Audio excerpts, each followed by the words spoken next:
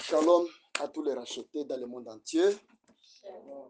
Tunashukuru kuwa hapa asubuhi ya leo kwa ajili ya kuweza kusikia tena siri zilizofunuliwa kwa wakati huu kupitia mwana kondoo aliyekuwa kama aliyechinjwa, sababu yeye ndiye alikamata kitabu na akafungula mihuri ya kitabu na kutujulisha siri zake. Nous allons directement entrer à la table pour manger.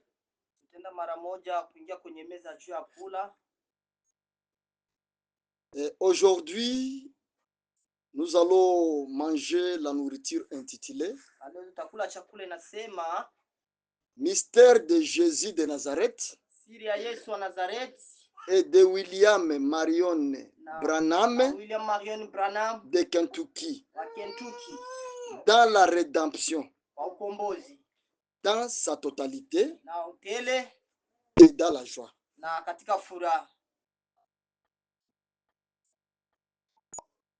C'est ce que nous allons voir. Quel était le rôle de Jésus de Nazareth dans la rédemption?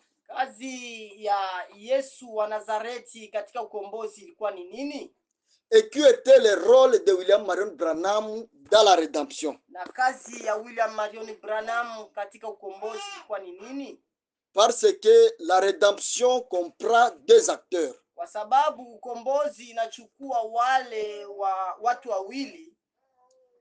Deux responsables,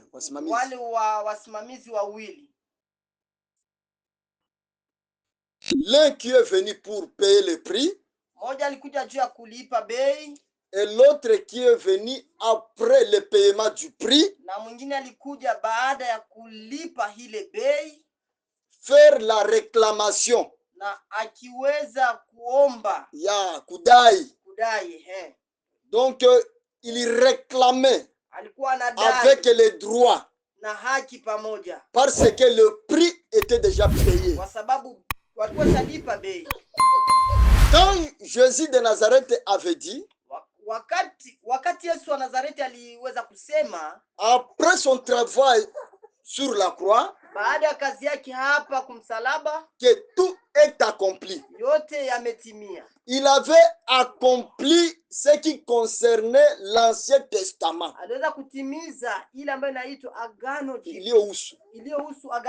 Donc les gens de l'Ancien Testament,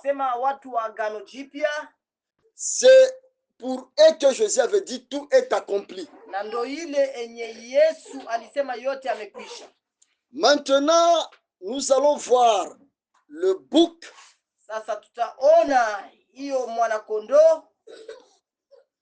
Donc, Mwanakondo Doumé.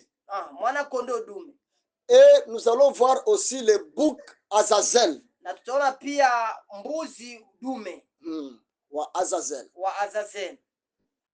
Nous allons voir l'agneau immolé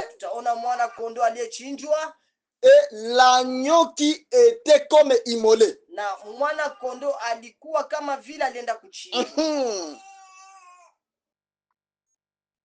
Qui était le bouc du sacrifice? Et qui était le bouc Azazel?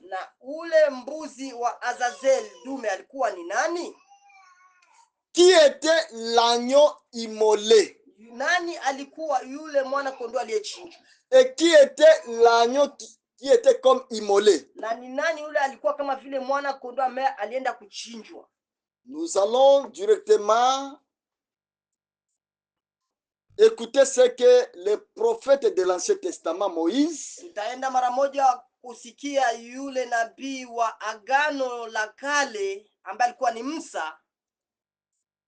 le conducteur du premier exode, ce qu'il reçoit de l'Éternel concernant la rédemption et le sacrifice de la rédemption. na sadaka ya ukombozi. Et puis nous allons aussi écouter notre frère Jean Na tutasikia pia ndugu yetu Yohana dans la révélation ufunuo wake concernant l'agneau et l'agneau qui était comme immolé. kuhusu mwana kondoo na ule mwana kondoo ambaye alienda kuchinjwa. Qui était comme ambaye alikuwa kama immolé. Kama vile kwenda kuchinjwa. Dans Lévitique, Mambo ya Walawi, le chapitre 16. sura ya 16. Nous commençons au premier verset jusqu'au 10e verset. Tuanza ku verse ya kwanza mpaka ku verse ya 10. Nous allons aussi sauter le 20e verset jusqu'au 22e. Tutaruka pia tutaanzia ku 20 mpaka ku 21. 22e. Mpaka 22. Et puis nous allons terminer notre lecture Pia tutamalizia usomaji wetu dans la première phase dans Apocalypse chapitre 5. Ufunuo wa Yohana sura ya 5. Et le verset 6. Na verse yake ya 6. Nous allons descendre un peu jusqu'au 14e verset. Mpaka 14 ndio tutaishia pale. Et pour la complémentarité, nous allons ajouter ce que notre frère bien-aimé Paul nous dit toujours. Na kwa kuongezea tutaweza tuna kugusia kwa kile ndugu yetu Paulo anatuambia dans le 1er Corinthiens, wa Korinto wa kwanza, le chapitre 2, sura ya 2, le verset 4 verse yake ya 4 jusqu'au 8e verset. Mpaka ku verse yake ya 8. Et nous allons terminer par le verset 13. Tutamalizia ku verse yake ya 13. Commençons par Lévitique. Tuanzia ku mambo ya Walawi. L'Éternel parla à Moïse après la mort de 2 fils d'Aaron qui mourirent en se présentant devant l'Éternel. Bwana akasema na Mose baada ya kifo cha wana wa Walawi wa Aaron waliokufa walipokaribia mbele za Bwana. L'Éternel dit à Moïse, parle à ton frère Aaron. Bwana akamwambia Mose, mwambie ndugu yako Aruni, afin qu'il n'entre pas en tout temps dans le sanctuaire, asije wakati wowote atakavyo yeye ndani ya patakatifu, au-dedans du voile devant le propitiatoire qui est sur l'arche, de peur qu'il ne meure, car j'apparaîtrai dans la nuée sur le propitiatoire. Patakatifu patakatifu nyuma ya pazia mbele za kiti cha rehema kilicho juu ya sanduku la agano, la sivyo atakufa, kwa sababu huwa linatokea ndani ya wingu juu ya kile kiti cha rehema. Voici de quelle manière Aaron entrera dans le sanctuaire, et il prendra un jeune taureau pour les sacrifices d'expiation et un bélier pour l'holocauste. Hivi ndivyo Aruni atakavyoingia katika mahali patakatifu akiwa na fahali mchanga kwa ajili ya sadaka ya kuteketezwa,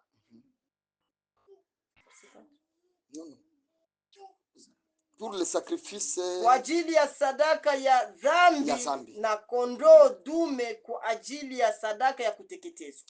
Il se revêtira de cette tunique sacrée de lin et portera pour son corps de caleçon de lin, et il se ceindra d'une ceinture de lin, et il se couvrira la tête d'une tiare de lin. Atavaa koti takatifu lakini pamoja na nguo za ndani za kitani, atafunga mshipi wa kitani kiunoni na kuvaa kilemba cha kitani. Haya ni mavazi matakatifu, kwa hiyo ni lazima aoge kwa maji kabla ya kuyavaa mavazi hayo. 5. Verset 5. Atachukua mbuzi dume wawili kutoka kwa jumuiya ya Israeli kwa ajili ya sadaka ya dhambi na kondoo dume kwa ajili ya sadaka ya kuteketezwa. Aroni atamtoa huyo fahali kwa ajili ya sadaka yake ya dhambi ili afanye upatanisho kwa ajili yake mwenyewe na nyumba yake. 7. Kisha atawachukua wale mbuzi waume wawili na kuwaleta mbele za Bwana kwenye ingilio la hema la kutania. 8. Atapiga kura kwa ajili ya hao mbuzi wawili, mmoja kwa ajili ya Bwana na mwingine kwa ajili ya Azazeli. 9.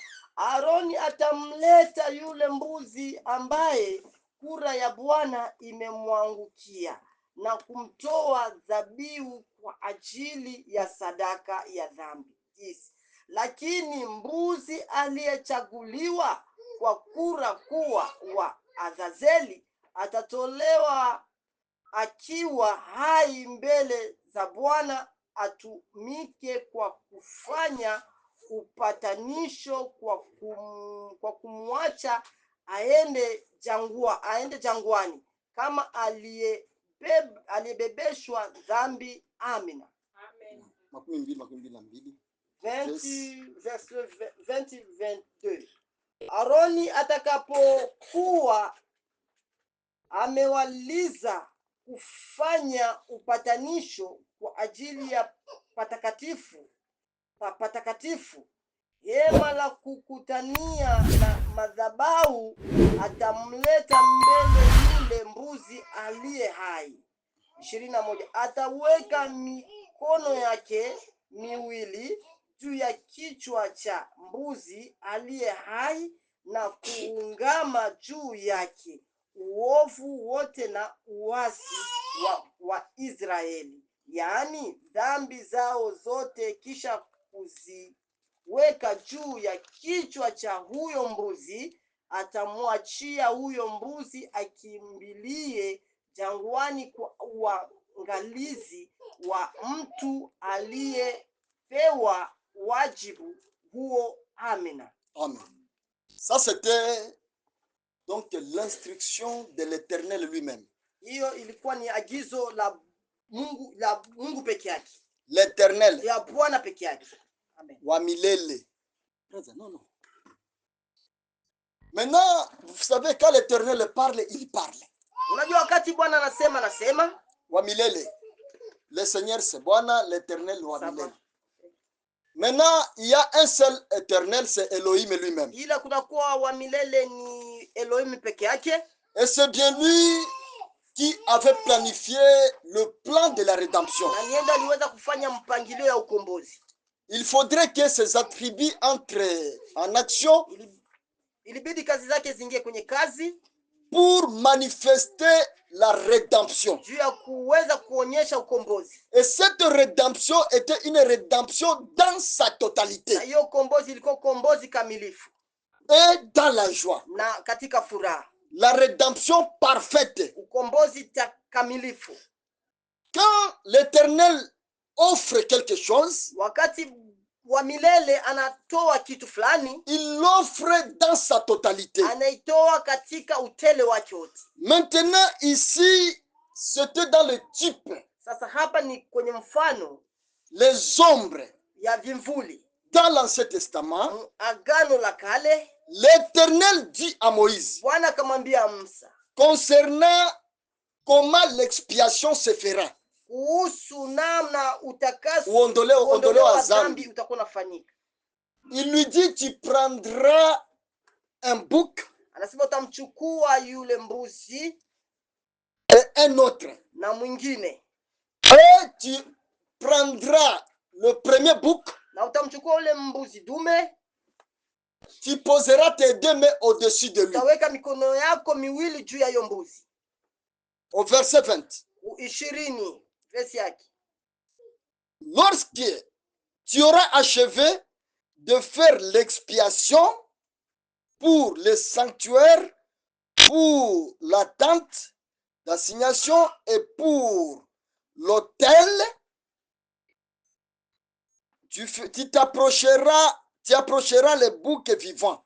Aroni atakapokuwa amemaliza kufanya upatanisho kwa ajili ya patakatifu, hema la kukutania na madhabahu, atamleta mbele yule mbuzi aliye hai.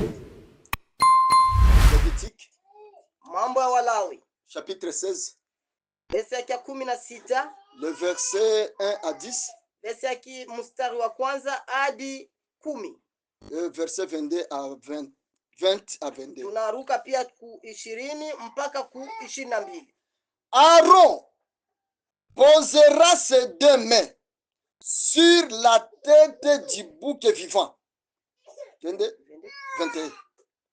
Ataweka mikono yake miwili juu ya kichwa cha mbuzi aliye hai. Et il confessera sur le bouc vivant Na kuungama juu yake toutes les iniquités des enfants d'Israël.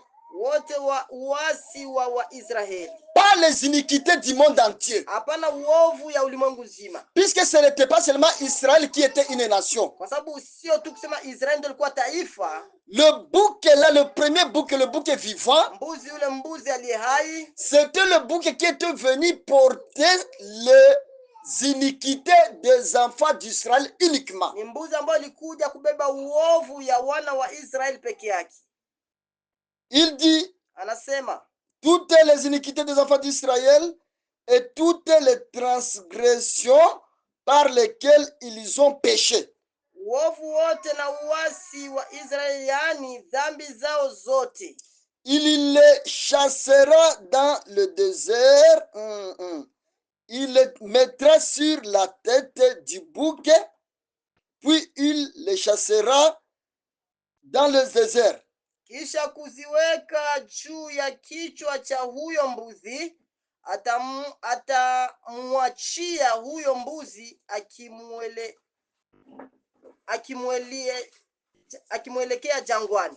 Le bouc emportera sur lui toutes leurs iniquités dans une terre désolée. Il sera chassé dans le désert. Kwa uangalifu wa mtu aliyepewa wajibu huo, yule mbuzi atachukua juu yake dhambi zao zote mpaka mahali pasipo na watu, naye yule mtu atamwachia akimbilie jangwani. Amen. Le mystère de Jésus de Nazareth, siri ya Yesu wa Nazareth, et de William Marion Branham, William Marion Branham de Kentucky, wa Kentucky, dans la rédemption. Ukombozi. La rédemption dans sa totalité, ukombozi katika utele, et dans la joie. Na katika furaha. C'est un grand mystère. Ni siri kubwa. Nous avons reçu William Branham. Tuweza kumpokea William Marion Branham. Et nous nous sommes limités qu'il était seulement un simple prophète. Na tukaweza simamia pale kusema kwamba ni nabii tu mmoja wa kawaida. Un prophète de l'âge. Ni nabii tu wa vizazi, wa kizazi. Et nous tournons sur cela chaque jour. Na tunarudilia pale kila siku. Et nous avons reçu le prophète. Nous avons reçu le prophète. Tulimpata nabii. Mais William Branham, ni William Marion Branham, pas William Branham né de Ella Branham et de Charles Branham. Hapana William Branham ambaye alizalika na Hela na Charles Branham. William Branham l'original qui était dans William Branham. William Branham yule wa kweli ambaye alikuwa ndani ya William Marion Branham. Lui était inclus dans l'Ancien Testament et dans le Nouveau Testament. Yaliweza kuingizwa muagano la kale na muagano jipya. dans la rédemption et dans sa totalité et dans la joie. Ukombozi katika mkombozi yote tele na mkombozi katika furaha. Il nous dit que il y avait un bouc qui devrait être immolé. Kuko mbuzi ambayo itabidi chunyu. Et un autre serait vivant. Na mwingine atakuwa hai. Le sang du bouc immolé damu ya yule mbuzi ambaye atakachinjwa sera versé sur le bouc vivant. Itanyunyizwa kwenye mbuzi aliye hai. Et après cela, le sacrificateur confessera toutes les iniquités, les transgressions, les péchés des enfants d'Israël sur le bouc vivant. Na ule kuhani mkuu atakamata yule mbuzi ile ambaye alichinjwa, atamwagilia kwa ile mbuzi yenye iko hai. Et puis il va confesser na kukiri toutes les transgressions, maovu yote, tous les péchés na dhambi zote des enfants d'Israël, ya wana wa Israeli, en posant ses deux mains na kutia mikono yake miwili sur la tête du bouc vivant. juu ya kichwa cha ile mbuzi iliyo hai. Et puis le bouc vivant sera chassé. Kisha ile mbuzi iliyo hai itafukuzwa et ira dans le désert, na itaenda jangwani, dans une terre désolée, kwa ile udongo ambayo imeachiwa, dans une terre inconnue. ile udongo ambayo haijulikani. Et il est encore dit Na imesema tena hivi concernant la rédemption, kuhusu ukombozi, il y aura des pigeons. utakuwa pia hizo njiwa mbili.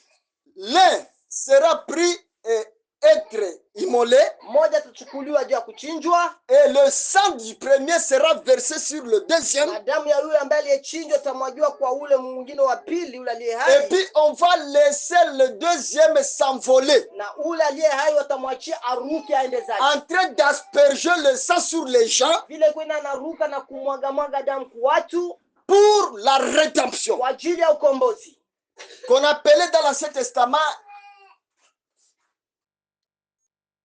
l'expiation, ondoleo ya dhambi. ku agano la kale ilikuwa inaitwa ondoleo la dhambi.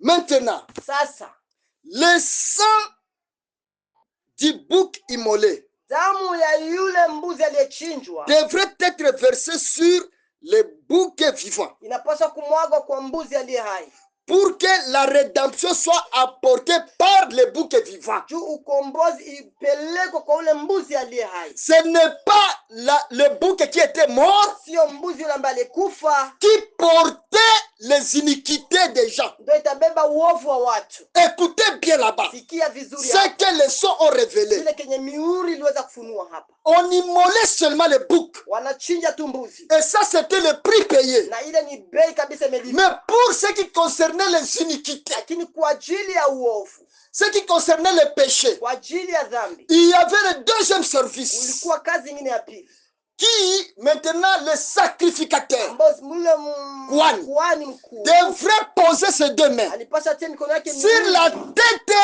du bouc vivant. juu ya ule mbuzi aliye hai. Après avoir immolé le premier bouc, Baada ya kuchinja kwanza ule mbuzi wa et kwanza, qu'est-ce qu'il va faire? atafanya nini? En posant ses deux mains sur le bouc vivant, Kutia mikono yake ule mbuzi il ulio va hai, commencer à parler, à confesser na ataanza kusema kwa kukiri les péchés dhambi des enfants d'Israël, ya watoto wa Israeli, les iniquités uovu des enfants d'Israël, ya wana wa Israeli, les transgressions ile des enfants mwasi d'Israël. ya wana wa Et Israeli, tout ça na yote hizi sera tombé sur le bouc vivant, itaanguka kwa ule mbuzi aliye hai, pas sur le bouc immolé. hapana kwa ule mbuzi aliyechinjwa. Et puis c'est le bouc vivant Ni ule mbuzi qui aliye va hai prendre les transgressions, ndo atachukua uasi, les péchés, dhambi, tout le mal. uovu wote, Tout ça sera sur le bouc vivant. yote itakuwa kwa ule mbuzi Et aliye le bouc hai, vivant va emporter cela dans le désert très loin. na itapeleka hiyo jangwani mbali sana.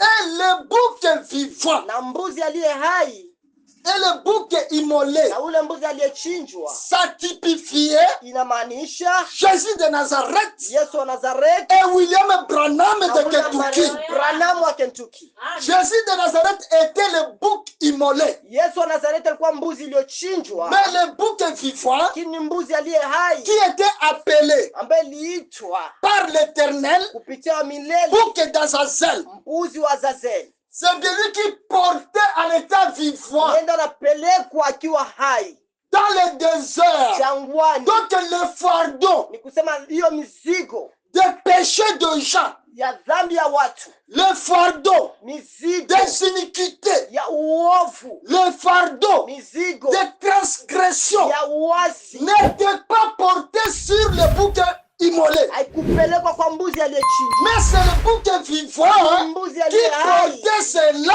ndio et inapeleka allait hiyo avec ça en état vivant kuibeba ikiwa loin des hai gens mbali na dans le watu désert. huko jangwani. Ça, c'est le plan immuable de l'éternel. Ile ni mpangilio usioshinda wa milele, Et c'est pourquoi on parle toujours de deux. na ndio maana tunasema katu ziko mbili. Il y a aussi le pigeon vivant Kunakuwa pia hiyo njiwa iliyo hai et le pigeon immolé. na njiwa On iliyochinjwa. immole Wanachinja le premier pigeon. ule njiwa wa On prend kwanza, le sang wanachukua damu de ce pigeon. ya ule njiwa On ne aliyochinjwa, verse pas ça sur tout le monde. hawamwagie kwa kila mtu. Et quand même on avait égorgé le bouc, Na wakati walichinja ile mbuzi, on n'avait pas pris le sang hawakuchukua et damu versé ça sur le souverain sacrificateur ya kumwagia kwa kuhani ou mkuu, versé ça sur le peuple ya d'Israël. kumwagia kwenye Le taifa la Israeli. sang était versé sur un seul. Damu ilimwagwa kwa mtu mmoja Un tu, seul. kwa kitu kimoja. Et je vous dirai quelque chose Na nitawaambia qui va kitu même choquer les gens dans le message. ambayo itaumiza watu wengi. Na Jésus, le sang de Jésus damu ya n'était Yesu pas tombé sur tout le monde, haikuanguka mais kwa kila était tombé mtu, uniquement sur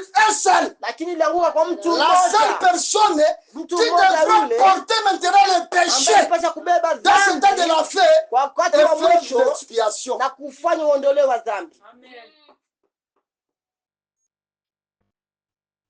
Un seul. Mtu mmoja C'était un bouc vivant. ilikuwa ni mbuzi iliyo hai, Et au travers de ce bouc na vivant, kupitia mbuzi hiyo les iliyo gens hai recevaient maintenant l'expiation. watu wanapokea Les gens ne uondolewe wa recevaient dhambi. pas l'expiation Watu wanapokea uondolewe wa au dhambi travers le sang kupitia qui damu était versé. ambayo Mais ilimwagwa. c'est après que Ni baada le souverain ule sacrificateur kuhani mkuu confesse les transgressions en posant les mains anakiri uasi na kuweka mikono sur la tête du bouc vivant. kwa ule mbuzi aliye hai. Il y avait le transfert. Kulikuwa yani kuwa kitu Les kunaleta toits. On transférait wanaleta les iniquités des enfants d'Israël sur le bouc vivant. wana wa Israeli kwa ile On mbuzi iliyo hai. transférait les péchés des enfants d'Israël sur le bouc vivant. Wanaleta wana wa Israeli kwa On mbuzi, transférait les transgressions des enfants d'Israël sur le bouc vivant. wanaleta uasi wa mbuzi Maintenant, iliyo le hai. bouc vivant avait porté un grand fardeau Ilibeba et mzigo a mkubwa porté sana ça na ikaleta au hiyo loin dans le désert. bali Et huko, c'est là maintenant na hiyo que les enfants d'Israël wana wa Israeli étaient justifiés waliweza kuhesabiwa kuhesabiwa haki comme kama vile était donc quoi? Leur rédemption, leur sema ukombozi wao était complet. ilikuwa kamilifu Ouais, c'est à ce temps-là. kwa ile wakati. Même si on pourrait immoler l'agneau, Hata wangechinja mwanakondoo ama s'il n'y mbuzi, avait pas kama hapa kukua le bouc vivant, ule mbuzi aliye la hai, rédemption n'était pas complète. ukombozi ilikuwa ukamiliki. Pour que la rédemption soit complète, Juu ukombozi il faudrait ukamilike, deux boucs. ilibidi pakuwe mbuzi mbili. C'est ça le plan. Ndio mpangilio, Pas un seul. hapana C'est moja. pourquoi il y a toujours l'agneau immolé Ndio maana kunakuwa mwanakondoo aliyechinjwa et l'agneau comme immolé. na mwanakondoo aliyekuwa kama vile atachinjwa. Vous voyez? Unaona? Et tous deux Na wote sont les wawili deux acteurs ni wote wanakuwa wachezaji wawili dans le plan de la rédemption. mpangilio ya ukombozi, Deux. wote wawili. Alors nous voyons Sasa tunaona Jésus de Nazareth Yesu wa Nazareti a fait quoi dans la rédemption? alifanya nini? William Mkombozi Marion Branham de William Kentucky Marion Branham wa a Kentucky joué quel rôle dans la rédemption? alicheza mchezo gani mkombozi? Jésus lui-même, Yesu yeye mwenyewe. sans William Branham, Bila William la Marion rédemption Branham. n'était pas complète. Amena. Et William Branham, William Marion Branham lui-même sans Jésus, yeye na bila la Yesu rédemption n'était pas complète. ukombozi angekuwa imekamilika. Nous ne sommes pas des catholiques, Hatuko nous ne wa sommes pas des Katoliki, pentecôtistes, hatuko wa nous Pentecost, sommes les véritables croyants des sceaux. tuko waaminifu wa kweli wa mihuri, Et nous croyons ce que les sceaux disent. na tunaamini kile mihuri Parce que inasema. nous Amen. comprenons très bien Kwa sababu tunaelewa vizuri le plan de la rédemption. mpangilio ya ukombozi. Maintenant, Sasa Jésus Yesu était le premier acteur. alikuwa ni yule mchezaji wa kwanza. Le rôle qu'il est venu jouer, Kazi ambayo alicheza, ce que lui a fait, yenye yeye aliifanya, il est venu pour verser le sang. alikuja juu ya kumwaga damu. Le sang de Jésus a fait quoi dans la rédemption? Damu ya Yesu ilifanya nini mukombozi? Quel était le rôle du sang de Jésus dans le plan de la rédemption? Kazi yake ilikuwa ni nini mumpangilio ya ukombozi? Jésus ne nous avait pas sauvés là-bas à Golgotha. Yesu akutuokoa pale Golgotha. On était déjà sauvés. Tulikuwa tumeisha okoli. Tulikuwa Dès tumeisha avant la kombolewa. fondation du monde. Kabla misingi ya dunia haijakuwa. Qu'est-ce qu'il est venu faire? Alikuja kufanya nini? Jésus de Nazareth, Yesu wa Nazareti, quand son sang était versé, wakati damu yake iliweza kumwagwa, c'était maintenant l'accomplissement ilikuwa ndo kutimiza du bouc ya ule mbuzi que Dieu avait dit à Moïse ambao Mungu aliambia Musa dans Lévitique 16 mambo ya Walawi sura ya qu'il devrait 16 être immolé. kwamba anapasha achinjwe, Et le sang qui était tombé, na damu ile ambayo ilimwangika qui était la vie, ilikuwa ni uzima, c'était pour payer seulement ilikuwa ni juu ya kulipa tu le prix du rachat. bei Il y a au Congo. ya ukombozi. C'était seulement le prix du rachat qui était payé. Ilikuwa tu ni bei ya ukombozi ndio lilipa Full stop. na kuishia pale. Le prix du rachat. Bei ya ukombozi C'est ce que Frère Branham dit ndio kile ke ndugu dans la Branham demeure anasema future. mu makao ya baadaye. Maintenant, Sasa malgré que le prix était déjà payé, ijapokuwa bei ilikuwa shalipwa, il faudrait maintenant ilibidi pia qu'il y ait papawe un autre agneau pawe mwingine mwanakondoo qui sera comme immolé. ambaye atakuwa kama vile mwenye kuchinjwa. Frère Branham dit, Ndugu Branham anasema que veut dire comme immolé? yule atakayekuwa kama vile mwenye kuchinjwa ni kusema nini? Ça veut dire que l'agneau là Ni kusema mwana kondoo yule portait le sang du premier agneau. atabeba damu ya yule mwana kondoo wa Et kwanza, c'est bien lui na ni yeye qui va faire l'expiation. ndio atafanya ondoleo la Parce que dhambi. l'expiation Ondoleo la ne se dhambi fait pas dans le plan. haifanyiwe kwa mpangilio. Dans le plan, ce n'est pas le bouc ou l'agneau immolé ou le pigeon immolé qui fait Kwa l'expiation. mpangilio sio mbuzi aliyechinjwa ama yule njiwa yenye ilichinjwa ndio nafanyaka ondoleo la dhambi, Mais l'expiation se fait par le vivant. lakini ondoleo la dhambi inafanyika wenye walio hai. Toutes les iniquités de gens, Uovu wote wa watu, tous les péchés, dhambi zote, après que l'agneau fut immolé, baada ya yule mwana kondoo kuchinjwa, il faut maintenant qu'il y ait le souverain sacrificateur, ilibidi pakuwe kuhani mkuu l'Éternel lui-même, wa milele peke yake qui va prendre, ambaye atachukua, qui va rassembler ambaye atakusanyisha par ses paroles kupitia neno lake les confessions du péché du monde entier, kukiri kwa dhambi ya ulimwengu nzima, les confessions des transgressions du monde entier, kukiri ya uovu ya ulimwengu nzima, les confessions des iniquités du monde entier, kiri ya uovu ya ulimwengu nzima, et porte ça na kubeba hiyo et met ça na kuipenda sur l'agneau, le bouc, le pigeon vivant. na kuiweka kwenye yule mwana kondoo aliyechinjwa na yule njiwa aliyechinjwa Et le bouc, na mbuzi yule l'agneau, mwana kondoo qui était comme immolé, ambaye alikuwa kama vile alichinjwa, le porteur du sang yule ambaye anabeba damu de celui qui était immolé, anabeba damu ya yule mwenye alichinjwa. c'est de lui maintenant qui commence à faire l'expiation pour les gens. Niende wanaanza kumwagia watu uondoleo la dhambi. Yes. Et William Branham, Na William Marion Branham dans la deuxième phase, kwake kwa pili, la deuxième phase de la rédemption, mpangilio ya kipindi cha pili cha ukombozi, c'est bien lui qui est l'agneau comme immolé. ni yeye ndiye anakuwa kama vile mwana kondoo aliyechinjwa. Allié comme chinjwa.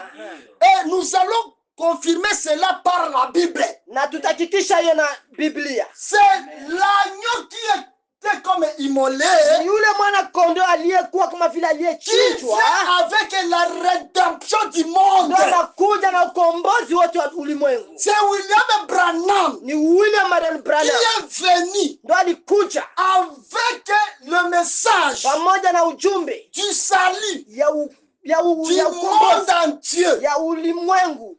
Jésus Yesu de Nazareth wa a Nazareti, payé le prix. yeye alilipa bei. Mais malgré le paiement du prix, Japokuwa kulipa bei, si William Branham lakini kama ingekuwa William Marion Branham ne devrait pas venir, angekuja, nous devions retourner tungirudia ndio dans les molécules et les atomes. tungirudia kumwanzo kumolekile na atomu. Tungelharibika. Il ne pourrait pas être quelqu'un qui pourrait dire je suis sauvé. Amena. Hakuna mtu ambaye angesema kwamba mimi niliokolewa. Personne. Hakuna mtu. Aujourd'hui, tout le monde dit je suis racheté. Leo watu wanasema mimi Parce nimekombolewa que l'agneau kwa sababu mwana kondoo qui était comme immolé ambaye aliyekuwa kama vile alichinjwa était venu. alikuja. Lisons ça Tusome hiyo dans Apocalypse chapitre 5. Ufunuo wa Yohana sura ya Chapitre 5, 5. Ufunuo wa Yohana sura ya 5 les versets 6 jusqu'au 14. verse ya 6 mpaka 14. Qu'est-ce qu'il nous dit ici? Anasema nini hapa? Notre frère Jean aussi, on lui révèle ceci. Ndugu yetu Yohana na atufunulia hii. Il dit, Anasema hivi: et je vis au milieu du trône et des 4 êtres vivants, et au milieu des vieillards, un agneau qui était là comme immolé. Il avait 7 cornes et 7 yeux, qui sont les 7 esprits de Dieu envoyés par toute la terre. Amen. Ndipo nikaona katikati ya kile kiti cha enzi na wale viumbe wenye uhai 4, na miongoni mwa wale wazee mwana kondoo amesimama akiwa kama amechinjwa. Alikuwa na pembe 7 na macho 7, ambazo ndizo zile roho 7 za Mungu zilizotumwa duniani pote. Il vient et il prit le livre de la main droite de celui qui était assis sur le trône. Yes, 7. Et quand il y prit le livre, les 4 êtres vivants et les 24 vieillards se prosternèrent devant l'agneau, tenant chacun une harpe et des coupes d'or remplies de parfums, qui sont les prières des saints, et ils chantèrent un cantique nouveau en disant: tu es digne de prendre le livre et d'en ouvrir les sceaux. Amen. Huyo mwana kondoo akaja na kukitwaa kile kitabu kutoka kwenye mkono wa kuume wa yule aliyeketi kwenye kile kiti cha enzi. Alipokwisha kukitwaa kile kitabu, wale viumbe wenye uhai 4 pamoja na wale wazee 24 wakaanguka mbele ya yule mwana kondoo. Kila mmoja wao alikuwa na kinumbi, nao walikuwa wameshika mabakuli ya dhahabu yaliyojaa uvumba, ambayo ni maombi ya watakatifu. Amen. Pourquoi ceci était arrivé? Kwa nini hii imefikia? Nous commençons là où Jean est en train de nous décrire comment le livre était pris. Tunaanzia pale kwenye Yohana iko natuonesha namna gani kitabu kiliweza kukamatwa. Alors que ceci se passe après l'œuvre du calvaire. Japo hii inafanyika baada ya kazi ya msalaba. Jésus était déjà immolé là-bas. Yesu alikuwa shachinjwa pale. Le sang était déjà versé au damu calvaire. ilikuwa shamwagika pale msalaba. Et là-bas, toutes les nations pourraient chanter, nous sommes sauvés. Na mataifa yote ingeimba pale kwamba tumeshaokolewa. Le chapitre 5, verset 1 à verset 5. sura yake ya tano Verset ya kwanza mpaka ya tano. verse ya kwanza mpaka ya tano. Écoutons ce que Jean est en train de révéler. Sikia kile kinye Yohana anafunua hapa. Il dit, puis je vis dans le ciel, je vis dans la main droite de celui qui était assis sur le trône, un livre écrit au-dedans et au-dehors, scellé de 7 sceaux. Amen. Kisha nikaona katika mkono wake wa kuume yule aliyeketi kwenye kile kiti cha enzi kitabu kilichoandikwa ndani na upande wa nyuma, kikiwa kimefungwa kwa lakiri 7. Et je vis un ange puissant qui criait d'une voix forte, qui est digne d'ouvrir le livre et d'en les sceaux. Nami nikamuona malaika mwenye nguvu akitangaza kwa sauti kuu akisema, ni nani anayestahili kuzivunja hizo lakiri na kukifungua hicho kitabu? Et personne dans les cieux ni sur la terre ne put ouvrir le livre et le regarder. Lakini hapakuwa na yeyote mbinguni wala duniani au chini ya dunia aliyeweza kukifungua hicho kitabu wala hata kutazama ndani yake. Et je pleurais beaucoup. Nikalia sana. De ce que personne ne fut trouvé digne. Sana kwa sababu hakuonekana na yeyote anayestahili d'ouvrir le livre et de le regarder. Kukifungua hicho kitabu wala kukitazama. Jean commence à pleurer. Ndani yake. Frère Branham me dit, pourquoi Jean pleura beaucoup? Ndugu Branham anasema kwa nini Yohana lilia sana? Il répond, il dit, anajibu hapa parce que Jean avait la compréhension. Kwa sababu Yohana alikuwa ameshaelewa de ce qui était l'importance de l'ouverture de ce livre. Alikuwa shaelewa muhimu ya hicho kufungua kile kitabu.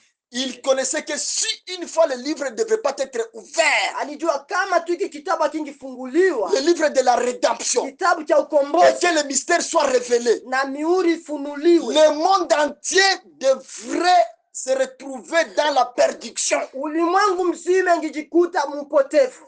Personne ne devrait être racheté. Hakuna mtu angeokolewa. Alors que Jésus avait déjà payé le prix. Yesu alikuwa shalipa bei pale Kalvari. Ça ne suffisait pas seulement ilikuwa haitoshi de l'œuvre du Calvaire. Kazi ya msalaba. Ça demandait qu'il y ait aussi l'ouverture. Ilibidi pakuwe pia kufungua du livre de la rédemption. Kufungua kitabu ya ukombozi. Pourquoi le livre était très important d'être ouvert? Kwa nini kitabu ni cha muhimu kwa kufunguliwa? Parce que kwa sababu c'est ici ni hapa où on devrait s'assurer ni hapa ndio unapaswa kuwa na uhakika de notre rédemption. Ya ukombozi wako. La rédemption, ukombozi dans sa totalité et dans la joie katika furaha était dans le mystère de l'ouverture du livre. Ilikuwa msiri ya kufungua kitabu.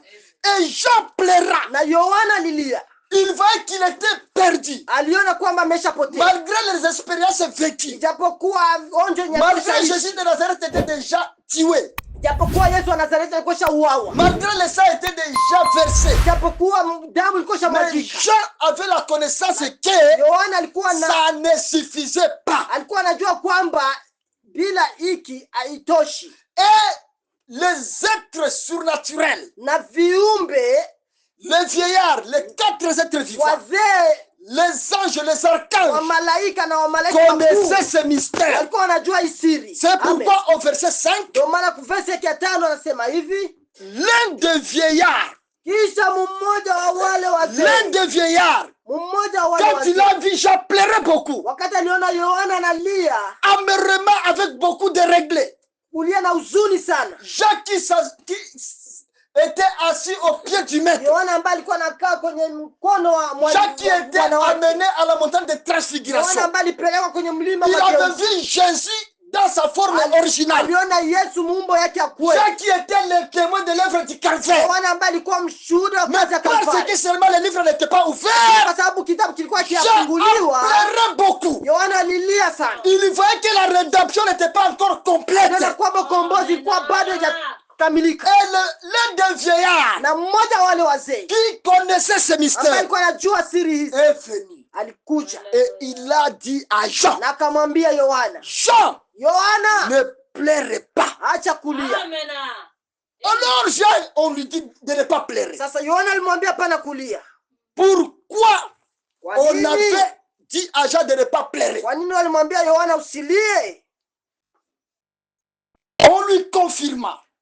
Wakamhakikishia, Voici les lions de la tribu de Juda, tazama simba wa kabila la Yuda, les rejetons de David, uzao wa Daudi, a vaincu ameshinda. pour ouvrir le livre. Yeye ndiye anaweza kukifungua hicho kitabu Et c'est cette chose. na kuvunja hizo lakiri za kisaba.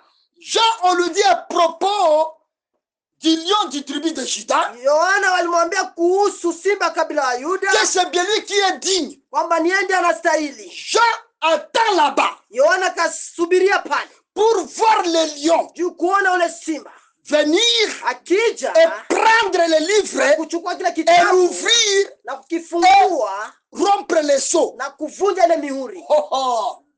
Verset 6. Verse yake ya 6. Jean dit, Ndipo et Yohana j'ai akasema, vu au milieu du trône. nikaona katikati ya kile kiti cha Frère Branham me enzi. dit qui était le trône. Kiti cha enzi ilikuwa ni nani? C'était Christ. Alikuwa ni Kristo. Amen. Et de 4 vieillards. Na wale viumbe wenye uhai wane. Et au milieu de 4 vieillards, Na miongoni mwa wale wazee, un agneau mwana kondoo qui était là comme immolé. akiwa kama amechinjwa. Pas un agneau immolé. Hapana, mwana kondoo amechinjwa. Un agneau qui se tenait là-bas. Mwana kondoo alisimama Et pale. cet agneau Na ule mwana kondoo était rempli de sang. alikuwa anajaa damu. Il était comme immolé. Alikuwa kama vile mwenye kuchinjwa. Il portait le sang. Alikuwa anabeba damu. C'était un agneau vivant. Alikuwa ni mwana kondoo aliye hai. Pas l'agneau immolé. Hapana, mwana kondoo alichinjwa. L'agneau vivant Mwana kondoo aliye hai qui était comme immolé. akiwa kama amechinjwa. Et c'est cet agneau Na ule mwana kondoo qui ule est allé. ambaye ndo Le alienda. vieillard Wale wazee dit à Jean, wakamwambia Yohana, celui qui est digne, yule ambaye anastahili c'est le lion du tribu de Juda. ni simba kabila ya Yuda. Mais celui maintenant qui vient, Lakini yule ambaye c'est anakuja l'agneau ni mwana qui kondoo était comme immolé. aliyekuwa kama vile amechinjwa. C'est celui qui maintenant voit sur le trône Ni yeye ndiye ataenda pale kwenye kiti cha enzi et prend le livre. na kwenda kukamata kitabu. Je regarde le sang. Yohana alikuwa anaangalia namna gani mchezo kwa fanyika.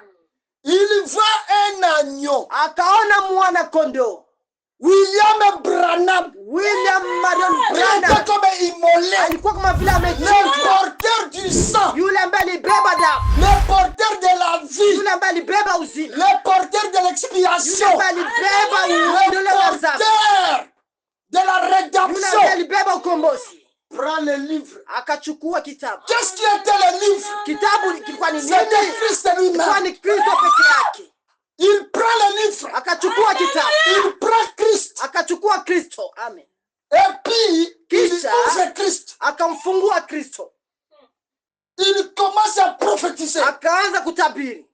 Qu'est-ce qu'il prophétisait? Akaanza kutabiri Il nini? commença à faire l'appel. Akaanza kuita majina, Les noms commencent à être publiés. majina ikaanza kutangazwa, Les noms commencent à être chantés. majina ikaanza Et kuimbwa, tous les saints commencent na maintenant watakatifu à wote dire que je suis racheté. wakaanza wakaamini kwamba Dans ce jour-là, wamekombolewa. Ni siku ile, quand le livre était ouvert, si kwenye kitabu que Christ, ilifunguliwa, le livre était ouvert, kwa Kristo kitabu nous les ilifunguliwa. croyants, Sisi nous waaminifu sommes devenus les tumekuwa paroles du livre. kitabu ya maneno ya C'est nous qui Kristo. étions révélés là-bas. Sisi ndio tulifunguliwa pale. Et quand Jean Wakati Yohana s'est vu, aliona, voir, kaona kabisa. voir, Kuona c'est comprendre. ni kuelewa. Quand Jean a compris, Wakati Yohana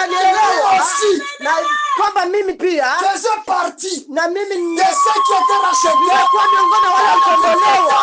Wakati kitabu kilifunguliwa, C'est là où Jean ndo pale Yohana a vu Jean. akaona Yohana. C'est là où Jérémie Ndo pale Yeremia a vu Jérémie. akaona C'est Yeremia. là où Martin Ndo pale Marko s'est vu akajiona dans la rédemption. ukombozi. Et c'est pourquoi Na ndio maana les êtres immortels, wale les wasiokufa théophanies, Mateofania, quand Branham wakati a Branham quitté Branham, alitoka ndani ya s'est retrouvé Branham là-bas. akajiona On pale, lui a dit, wakamwambia notre précieux frère, mpendo wetu wa si tu thamani, n'étais pas venu, kama si tu ungekuja, n'étais pas venu, kama si tu ungekuja, n'étais pas venu, kama ungekuja, pas si Jésus n'était pas venu, hapana kwamba Yesu pas si angekuja, Jésus n'était pas mort. hapana kwa sababu Yesu alikufa. Mais toi, Branham, Lakini wewe si Branham, tu n'étais pas venu, kama ungekuja, nous ne serions pas ici. hatungekuwa hapa. Voilà l'agneau. Muone mwana kondoo, Parce que ni kwa sababu après l'ouverture baada kufunguliwa de la ya rédemption, kitabu cha et ukombozi, par là, ndo hapo comme les chants, ndo hapo manyimbo les chants de louange, manyimbo les chants ya d'élévation, kuimba les chants d'adoration, ya kuabudu, pas sur la terre seulement, hapana tu au kudunia ciel na et mbinguni sur la na terre, kudunia les pia. rachetés ont Wakombozi commencé à chanter. wakaanza Et kuimba les chants, wa ce nyimbo, n'était pas un ancien chant, haikukuwa nyimbo ya zamani, c'était les chants nouveaux. ilikuwa ni nyimbo Qu'est-ce qu'ils ont mpya. chanté? Walikuwa naimba On nini? disait, Walikuwa nasema gloire, gloire à l'agneau. Lua utukufu utukufu wa mwana kondoo. Mwana kondoo C'est alishinda. Branham, Ni yule Branham, l'agneau ndio yule mwana kondoo qui était comme immolé. ambaye alikuwa kama vile alichinjwa. Si William Branham Kama William Marion Branham n'était pas venu, angekuja, nous ne pourrions pas croire ces choses. hatungeweza kuamini Personne vitu. ne pourrait dire, Hakuna mtu je angesema suis racheté, mimi nilikombolewa, je suis retourné mimi nimerudia à l'original, ukweli wangu, je suis devenu lui, nimekuwa il yeye est devenu moi. na yeye amekuwa Mes mimi. frères et sœurs, Ndugu nous wapendwa na avons dada, vu les dimanches. tuliona kwamba Et wiki quand nous iliyopita sommes quittés Sunday, chez nous, wakati tulitoka manyumbani chez nous c'est kwetu, où? manyumbani Dans kwetu ni wapi? l'éternité. Ni Nous umilele. étions les tout-puissants. Tulikuwa wenye Nous uweza yote, étions lui. tulikuwa ni yeye, Parce que nous sommes son attribut. kwa sababu sisi ni Nous sifa sommes zake, sa pensée. tulikuwa ni mawazo Quand nous yake. sommes venus, Wakati nous tulikuja, sommes venus avec toutes les bénédictions rédemptrices. tulikuja na mibaraka yote Et quand papa et maman wakati baba na mama ont formé le corps, waliweza kuunda ils ne mwili huu, connaissaient pas hawakuwa wanajua qui entrera dans ce corps. ni nani ataingia ndani ya Et mwili ils huu. ont seulement formé le corps. Wao aliumba tu mwili, Mais l'éternel lakini wa milele connaissait alikuwa dans anajua quelle famille, mufamilia dans gani, quelle nation, mutaifa dans gani, quel corps mumwili gani nous allons entrer ambao tutaingia pour publier juu ya kutangaza sur la terre des hommes. hapa kwa hii dunia Je wanadamu suis racheté. kwamba mimi nimekombolewa. Si William Branham Kama ule Marion Branham n'était pas venu, angekuja, lui l'agneau yeye mwana qui était kondoo comme immolé, ambaye alikuwa kama vile qui a pris alichinjwa, le livre ambaye et alichukua a kitabu rompre les sceaux, na kavunja nous miungu, ne serions pas hatungekuwa hapa. dans cette position. Kwa hii hali yenye En tuko Christ, ni ndani ya les Kristo, sont révélés. miungu Parce que imefunguliwa, Christ, sababu c'est Kristo devenu le livre, ni yeye ndiye kitabu, c'est devenu les sceaux. ni yeye ndiye mihuri. Et Christ, Na Kristo Branham demande, Branham anauliza, c'est lui qui est en vous. yule ambaye iko ndani Qui est en yako vous? ni nani? Iko ndani yako Quel sceau qui est en ni vous? nani ambaye aliye ndani Muri yako? Daniel Damien, Ni muhuri gani? c'est Christ. Ni Kristo. Christ, Kristo il est le tout, yeye ni yote, en tout, ndani ya et yote en tout. na katika Si yote. vous lisez la Bible, Kama unasoma Biblia depuis le premier chapitre kuanzia sura ya kwanza de la Genèse ya mwanzo jusqu'au dernier chapitre mpaka sura de ya mwisho l'Apocalypse, ya Ufunuo, dans tous les versets, si misemo yote ya vous ne voyez mafesi, pas Christ, kama umuoni donc vous Kristo avez mal lu. ni kusema umeona C'est vibaya. Christ Ni qui est le Kristo sujet ndio anakuwa de la msemo gloire wa de utukufu l'éternel. wa milele. Christ, Kristo l'onction divine. Christ, Kristo notre rédempteur. mkombozi wetu. Christ, Kristo il est venu. alikuja, Le même qui avait porté, jina ambaye alibeba. le même qui avait porté, yule ambaye alibeba Amen. le nom de Jésus Jina ya Yesu pour la rédemption. juu ya ukombozi, Dans sa première partie, sehemu yake ya pour kwanza, payer le prix, juu ya kulipa c'est bei. le même Christ Alikuwa ni ule qui a Kristo porté le corps Branham ambaye alibeba mwili wa Branham pour la revendication. juu ya kuweza Kutetea kutetea ça va, les droits haki de notre rédemption. ya ukombozi wetu. Et c'est pourquoi Branham, Na ndio maana Branham après l'ouverture baada ya kufungua du livre, kitabu il nous dit aliyotuambia la rédemption ukombozi dans sa totalité, utele dans la joie. katika furaha. Il n'y a aucun prédicateur Hakuna mhubiri dans le monde entier mu dunia qui avait hii prêché ça. ambaye alihubiri C'est William Branham. ni William Parce que Branham, William Branham kwa sababu William ne prêchait Branham pas seulement, hakwake il anahubiri, n'enseignait pas seulement, hakwake anafundisha il tu, était en train lakini de alikuwa parler au monde ako naambia ulimwengu ce qu'il était. kile kenye yeye iko. Amen. Amen. Quand Branham Wakati Branham parle de Branham Tabernacle, ako nasema juu ya Branham ce Tabernacle, n'est pas la construction là. haikukuwa jengo ile. Le Branham Tabernacle, Branham Tabernacle c'était l'homme Branham lui-même alikuwa ni qui mtu était peke le yake tabernacle du Christ ambaye vivant. alikuwa ni maskani ya Mungu aliye hai, Parce que le sceau kwa sababu mihuri nous élève, inatufunulia, nous inatuinua, élève inatuinua au-dessus de la compréhension charnelle. juu ya kuelewa kwa kimwili, Nous introduit dans la inatuingiza compréhension comme Dieu. kuelewa kama vile Mungu. Nous ne comprenons pas comme les humains, Tuelewe kama vile mais nous wanadamu, comprenons comme Dieu. lakini tunaelewa kama vile Mungu. Pourquoi nous comprenons comme Wakati Dieu? tunaelewa kama vile Quand les Mungu, choses sont ouvertes, wakati mihuri ça nous ilifunguliwa, amène à devenir lui. inatupeleka kuwa Au yeye, lieu de Dieu, nous, na yeye anakuwa sisi. nous comprenons comme lui. Tunaelewa kama Nous vile voyons yeye, comme lui. tunaona kama Nous vile yeye, agissons comme lui. tunatenda kama vile yeye. Et ceux qui sont connectés, Na wale ambao wameunganishwa, wakati quand wanatuona, ils nous écoutent, wakati wanatusikia, ils n'écoutent pas un humain, hawasikii mais mwanadamu, ils écoutent Dieu. lakini wanasikia Mungu. La rédemption Ukombozi avait deux acteurs principaux. ilikuwa na wale watu wawili wenye kuanzisha. Il y avait un bouc Palikuwa mbuzi immolé mwenye kuchinjwa et il y avait un bouc na vivant, palikuwa mbuzi aliye hai, Azazel. Azazel. Et c'est le bouc vivant Na ule mbuzi aliye hai qui porte ndo anapelekaka les péchés, dhambi, les iniquités, uovu, les transgressions uasi du peuple de Dieu. ya wana wa Mungu. Christ, Kristo lui, ne meurt pas. yeye akufaki, C'est le corps ni mwili qui est donné toujours ndio inakuwaka tu, comme sacrifice. inakuwaka sadaka, Mais Christ le vivant, lakini Kristo yeye aliye hai, lui, yeye il utilise toujours le corps yeye anatumia mwili pour accomplir juu ya kutimiza ce qu'il avait déjà prévu kile kenye kilikuwa kimesha tayarishwa concernant le plan. kuhusu mpangilio wa Et ukombozi. aujourd'hui, Na leo tout le plan de la rédemption, mpangilio yote ya à ukombozi l'ouverture du 7e sceau, kwa kufungua muhuri wa saba, tout est accompli. yote imetimia, Tout est arrivé à la fin. yote imefikia Il kumwisho, n'y a rien qui est resté. hakuna kile kilibakia. Ce que nous sommes en train de faire, Ile yenye tuko ce que nous sommes en train tunafanya, de proclamer, ile ambayo tuko c'est seulement tunatangaza l'histoire de la rédemption. ni historia ya ukombozi. Ce n'est pas qu'il y aura un qui sera sauvé aujourd'hui. Hapana kusema kwamba kuko mmoja ambaye Il y aura ataokolewa un leo. qui sera perdu. Hakuna ambaye kusema sasa yule Tout ambaye est atapotea déjà leo. accompli. Yote Mais imetimia, parce que lakini kwa nous sababu sommes dans la connexion, tuko katika kuunganisha l'éternité umilele, se connecte à nos chairs humaines.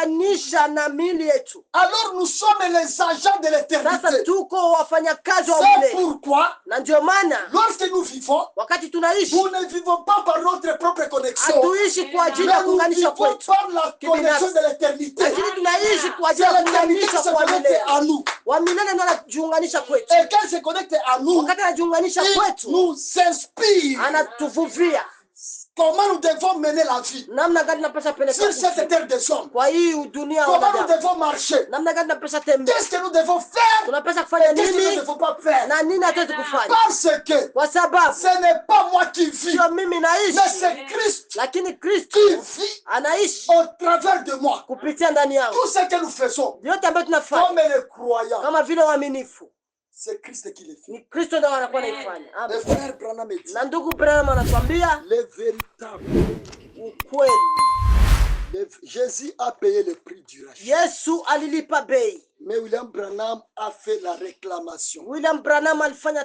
tamko, Il a ouvert les sceaux, aliweza fungua mihuri a révélé le mystère. na kafunua masiri, Et s'il ne pouvait pas y avoir na kama akukuwa celui qui yeye pourrait rompre les sceaux na yule ambaye angefungua mihuri et révéler les mystères, na kufunua le monde masiri, pourrait retourner dunia ingerudia dans des molécules et des atomes. molekuli na atomu. Et c'est ce que nous voyons que Jean Ndio maana tunaona Yohana alikuwa na il oga, tremblait alikuwa na oga parce kabisa, qu'il avait la connaissance de ces kwa mystères. sababu alikuwa na hiyo kujua ya De ces mystères. masiri, Et c'est de ça na kupitia qu'il hiyo pleura. ndio alikuwa analia. C'était que l'humanité pourrait être perdue Ulimwengu wote ulipaswa pour kupotea, toujours.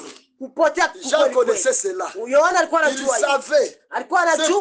pourquoi la chose Ndio principale maana kitu cha kwanza que Jean braquait ses ambayo yeux, Yohana alikuwa il anaangalia sana, voulait voir. alikuwa anataka Donc kuona, tous ses yeux étaient braqués sur le macho livre yake yote alikuwa anaangalia kitabu, de la rédemption. kitabu cha Qui ukombozi. était digne? Nani Et anastahili? Jean se retrouvait, il n'était pas digne. Hata Yohana Il aliona kwamba yeye regardait au hastahili, ciel, les anges n'étaient pas aliangalia dignes. mbinguni, malaika Un hawastahili. frère lui dit, Lakini moi, mzee je suis pas mmoja digne. akamwambia, na mimi siko Mais il y a le sistahili, lion de la tribu de Juda. lakini pako simba C'est kabila ya lui qui a Yuda dit. ndio yeye Lui, anastahili. il va ouvrir les sceaux. Yeye ndio Il va atafungua prendre le livre, il va kitabu, l'ouvrir. atakamata Mais kitabu na lui, kukifungua. il pensait voir le lion. Yeye alizani kuona, ataona simba, Subitement, il voit un agneau. ataona kumbe akakia kuona mwana kondoo Comme étant immolé. ambaye alikuwa kama vile anachinjwa. Quand je regarde bien, Wakati Yohana aliangalia mzuri, quand je regarde bien, wakati Yohana aliangalia il mzuri, voit l'homme de Kentucky, akaona mtu wa Kentucky, William Marion Branham, William Marion la Branham, théophanie. Teofania. Il voit là-bas. Akaenda pale, Il prend le livre. akachukua kitabu, Et dans le monde des vivants, na ulimwengu wa wanadamu William wanaishi Branham, ni William Marion ce n'est Branham. pas Jésus. Hapana Yesu, Ce n'est amen. pas notre prophète. Hapana mwingine C'est nabii, William amen. Branham Ni William Marion qui a Branham ouvert les sceaux. ambaye alifungua mihuri, C'est amen. bien lui. Ni yeye Et les éternels, na wa milele, les êtres immortels, viumbe dans visivyokufa l'éternité. mu milele. Quand Branham était transporté Wakati là-bas, Branham alipelekwa kule, il trouva les sœurs et frères akakuta wa ndugu na wadada qui l'ont dit notre précieux ambao frère. akamwambia ndugu yetu wa samani, Et tout était joyeux. na wote wakafurahi. Tout était joyeux. Wote Dans la joie wakafurahi, parfaite. mfuraha ya kweli kweli, Dans la rédemption totale. furaha yenye iliyo kamilifu, Dans la rédemption totale. ukombozi iliyo Parce que kamilifu, dans l'éternité, sababu mu milele c'est seulement la rédemption totale. ni ukombozi iliyo kamilifu Et la joie parfaite. na furaha Qui ya se trouve ukamilifu là-bas. ndio iko pale, L'amour parfait. upendo kamilifu. Comment pouvez-vous dire Unaweza kusema nini? que tu es dans l'éternité Kwamba uko mu milele et tu as la haine? na uko na chuki? Est-ce qu'une seule Amen. source Je, ni Chemchem chemchem moja peut produire des eaux amères inaweza et kuleta des eaux maji douces? machungu na maji matamu? Jamais. Kamwe hapana, À moins que ça soit hybridé. ijapokuwa imechanganya. Mais si c'est l'original, Lakini kama ni kweli ile asili, on ne peut pas se mentir. hawezi kudanganya. Quand Branham nous a retrouvés là-bas, Wakati Branham alituona il pale, n'y avait pas de mal. hapakukuwa kibaya, Il n'y avait pas de haine. hapakukuwa na chuki. Tout était l'harmonie de l'amour parfait, l'amour agapao. Yote ilikuwa ni upendo na furaha ya upendo Agapao. agapao, L'amour divin, upendo wa le kimungu véritable, ya ukweli, c'est ce qui régnait là. ndio ilikuwa inatawala pale, C'est ce qui régnait là. ndio ilikuwa inatawala pale. Et puis frère Branham, Na kisha brother quand il Branham arriva là-bas, alipofika nous pale, le voyons tunamuona très content. akiwa na furaha, Nous sommes allés l'embrasser. tukamkumbatia Et nous lui avons dit, na akatuambia, notre cher précieux frère. ndugu zangu wapendwa wa samani, Puis il demanda, na akauliza, pourquoi vous êtes trop joyeux kwa nini mnakuwa na furaha nyingi hivi envers moi comme ça? kwa ajili yangu mimi? Branham voulait Branham alitaka savoir la joie que nous avions manifestée envers lui. jua furaha ambayo Cette aliweza joie-là provenait kuonyesha, de quoi? na ile furaha inatokea na nini? Et nous lui avons dit, Na wakamwambia, notre précieux, ndugu yetu wa samani, la joie ici que tu vois, furaha ambayo unatuona que nous nayo, avons, ambayo c'est tunayo, à cause de toi. ni kwa sababu yako wewe. Si toi tu n'étais pas Kama venu, wewe ungekuja, si toi Branham, kama wewe William, Branham, Mariam, Marion Branham tu n'étais pas venu haungekuja avec ton message, pamoja na ujumbe wako, nous te confirmons, nous ne serons pas ici. Tunakuhakikishia kwamba tulikuwa hapa. C'est ton message Ni ujumbe wako qui nous a fait arriver ici. tufanya kufika hapa. Nous sommes les joyaux. Tunafurahi Nous sana. sommes les résultats Tunashukuru du message de Branham. ya ujumbe wa C'est que nous Branham. sommes spirituellement, Kwa sababu kama tuko c'est le kiroho résultat ni sababu ya matokeo du message de ya Branham. ujumbe wa Branham. C'est que nous sommes aujourd'hui. Kile ke tuko leo La connaissance que nous avons, na hii les ujuzi ambayo églises tuko que nous nayo ouvrons, na makanisa les ambayo richesses que nous tunafungua recevons, na utajiri ambao Dans ce tunapokea message, ndani ya il y ujumbe, a quelqu'un, tunakuwa na mtu une seule personne mtu qui mmoja a sacrifié sa vie. ambaye alitoa uzima wake Il a accepté de gêner. na akakubali Il kufunga est arrivé même au niveau de vomir le sang. na akafikia hata kipindi ya kuweza kutapika damu Il est arrivé à devenir maigre na akafikia hata kukonda sana pour sauvegarder ce message. kwa ajili ya kuchunga Parce ujumbe, que l'Éternel, kwa sababu wa milele il n'avait pas encore dit ça à n'importe quel personne. alikuwa hajamwambia hata mtu C'est mmoja. la première des fois Ni mtu wa kwanza que mara ya l'Éternel kwanza est descendu. ambaye Bwana Il alishuka lui retrouva à 7 ans na akamkuta iko na miaka 7 et lui dit, na akamwambia n'essuyez pas ton corps. usichafue mwili wako, N'essuyez jamais ton corps usichafue kama mwili wako par la cigarette, kupitia kuvuta sigara, par l'ivresse, kupitia kukunywa pombe, par l'adultère. kupitia uasherati, Car kwa sababu quand tu seras grand, wakati utakuwa mtu mzima, j'aurai affaire avec toi. mimi nina kazi ya kufanya na wewe. Et William Branham Na William Marion Branham était protégé dès ce jour. akajikinga siku Akaanza hizi. kulindwa. Akaanza Quand il kulindwa. voulait aller de Amen. côté, Wakati atakwenda il y sehemu avait fulani, son ange palikuwa malaika wake qui était autour de lui. alikuwa anamzunguka Qu'est-ce pale. que l'ange protégeait? Ule malaika alikuwa anachunga Il nini? protégeait la commission. Alikuwa anachunga tume Il kazi, protégeait les bagages. alikuwa anachunga yule Il mzigo, protégeait le travail alikuwa anachunga hiyo kazi qui était ambayo ilikuwa dans le ministère ndani ya siri de cet homme de Kentucky. ya ule mtu wa Kentucky. Et arrivé à la maturité, Na kufikia kwa kukomala, il est devenu notre bouc à zazen. akafikia yeye akakuwa mbuzi yule dume Il porta le péché. na akabeba damu. Un jour, Dame. le Branham, Mara moja Banamona Branham, anamwona Branham, je lui demande, wamoja akamuuliza, Monsieur Branham, ndugu Branham, pourquoi ton épaule est droite kwa nini Bega yako ya kuume est un peu abaissée, imeshuka kidogo plus que ton épaule est gauche? zidi ya hii bega yako ya kushoto? Frère Branham répondit, Ndugu Branham mon akamjibu, frère, tu connais ndugu, unajua pourquoi cette épaule est comme ça? kwa nini hii bega iko hivi? Cette épaule Hii bega hii porte inabeba les péchés du monde entier. dhambi ya dunia nzima. Branham n'était pas seulement prophète. Branham hakukuwa tu nabii. Branham n'était pas ce que les gens parlaient de lui. Branham hakukuwa tu kile kinyo watu wanasema. Branham Branham a joué le même rôle que Jésus a joué. hakufanya kazi yenye Yesu alikuwa anafanya. Jésus Yesu est venu alikuja pour payer le prix, juu ya kulipa bei, accomplir kwa la kutimiza première partie hii sehemu ya kwanza de la prophétie d'Isaïe 60. ya ujumbe wa Isaya 66. Quand il proclama l'année de grâce, Wakati atangaza c'est limité là-bas. siku ya neema na anashimamia pale. William Branham William Marion est Branham venu alikuja pour proclamer kutangaza l'année de vengeance. siku ya Kisasi. kisasi. Amen. Parce que Kwa il sababu est le Élie de Malachi 4 yeye ni Eliya Malaki ya qui vient avant que le jour le redoutable. anakuja kabla Le jour du siku ya Seigneur kujuza na siku ya Bwana haijafikia. C'est pourquoi, Ndio maana dans la révélation, ufunuo, quand Jean voit Christ, wakati Yohana aliona Kristo il ne le voyait pas avec les yeux de grâce. akumuona mu macho ya neema, Il le voit avec des yeux rouges, alimuona na macho nyekundu, les yeux de vengeance. macho ya kulipiza kisasi. L'Apocalypse Ufunuo ne wa parle pas Yohana de la grâce. haiseme juu ya Ça neema, parle de la vengeance. nasema juu ya kulipiza kisasi, Parce que lorsqu'il apparut, kwa sababu wakati aliweza kuonekana ses pieds miguu yake étaient comme des lérins ilikuwa kama vile shaba qui étaient forgés dans le feu. ambayo iliingizwa ndani ya moto. Ses yeux rouges, Miguu yake nyekundu, ses yeux macho nyekundu, rouges macho nyekundu Et il portait le perruque comme le juge alikuwa suprême. anabeba wigi nyeupe kama vile yule mwambi mkuu. Hakimu mkuu Amen. du ciel et de la terre. Wa mbinguni na duniani. La présence de William Branham sur la terre, Kuwa kwa William c'était la Marion Branham présence kwa du juge dunia, suprême. ilikuwa ni kuwa kwa yule hakimu mkuu. C'est pourquoi quand le juge est venu, Wakati yule hakimu alikuya comme le nuée de gloire, kama vile wingu ya est-ce que utukufu. vous savez là où le nuée était allé? Je, unajua wapi kwenye ile wingu lienda?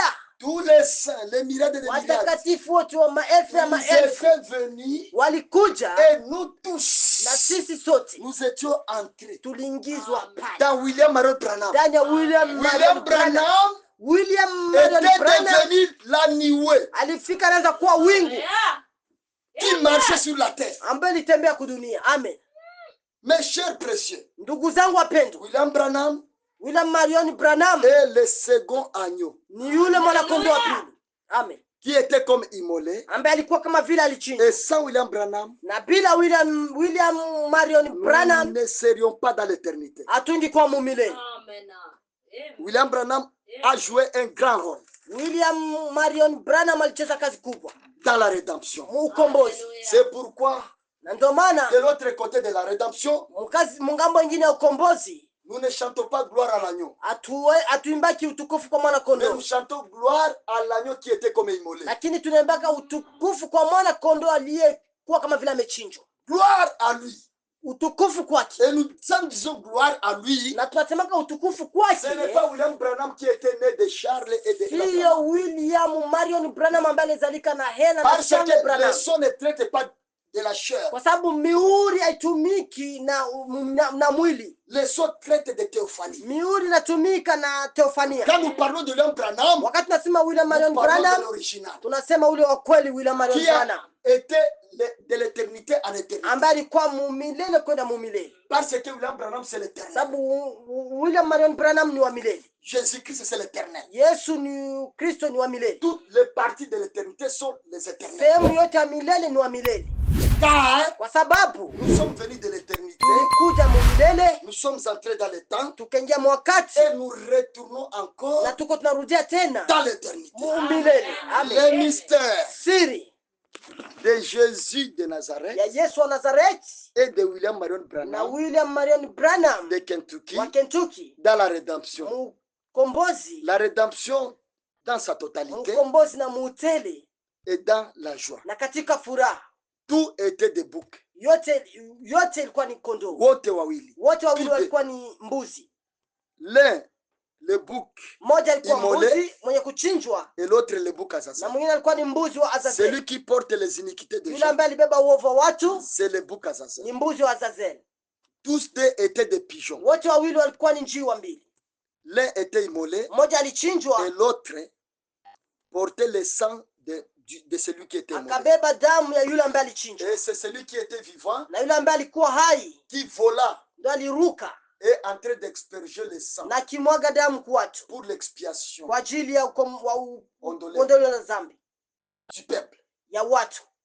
L'agneau est venu, Mwana kondoo alikuja, l'agneau du calvaire, mwana kondoo wa Kalvari, Jésus de Nazareth, Yesu wa Nazareti a payé le prix. alilipa bei, Mais il restait l'ouverture aussi des sceaux, lakini pakabakia kufungua kwa mihuri afin que le mystère soit révélé. juu kazi ya siri ipate Et kuingia. le mystère, ce n'est d'autre, c'était seulement Na l'épouse. siri sio kitu kingine, ni bibi harusi. Parce que c'est Amen. l'épouse qui est le grand mystère Sababu de ni tous les bibi mystères. harusi ndo siri De tous les mystères. ya siri zote. Maintenant, quand William Branham est venu, Wakati William Marion Branham alikuja, l'agneau que Jean avait vu, ndo ule mwana kondoo ambaye Yohana aliona qui était comme immolé. alikuwa kama vile Celui amechinjwa. qui était immolé, c'est Jésus de Yule ambaye Nazareth. alichinjwa ni Yesu wa Nazareti, Mais celui qui porta maintenant le sang lakini yule ambaye alibeba pour damu l'expiation, juu ya ukombozi c'est l'agneau Ya qui uondoleo la était comme dhambi. immolé.